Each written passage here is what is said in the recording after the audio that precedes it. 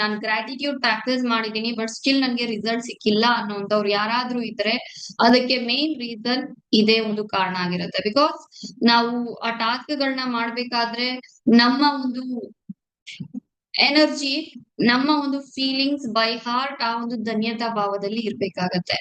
ತುಂಬಾ ಜನರಿಗೆ ಆದ್ರೆ ಬೈ ಹಾರ್ಟ್ ಆಗಿ ಆ ಒಂದು ಥ್ಯಾಂಕ್ ಯು ಅಥವಾ ಗ್ರಾಟಿಟ್ಯೂಡ್ ಅನ್ನುವಂಥದ್ದು ಬರೋದೇ ಇಲ್ಲ.